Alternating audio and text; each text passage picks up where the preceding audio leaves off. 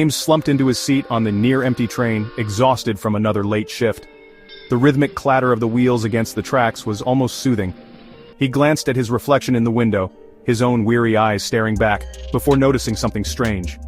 In the glass, the reflection of a man sat across from him, but when James turned his head, the seat was empty. His pulse quickened. He looked back at the window. The man was still there, grinning. James's breath hitched. The figure in the reflection was wearing his clothes. His face.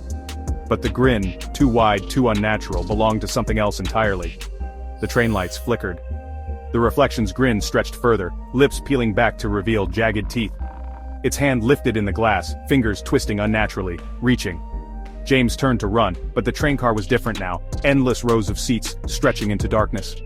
The overhead speakers crackled. "Last stop." The train lurched to a halt. The lights blinked out.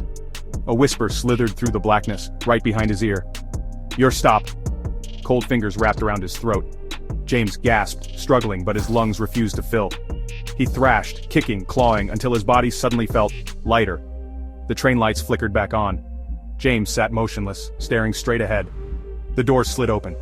A man stepped onto the train and dropped into the seat across from him, oblivious. James tried to scream, to warn him. But his lips only curled into a too wide grin as his reflection reached through the glass,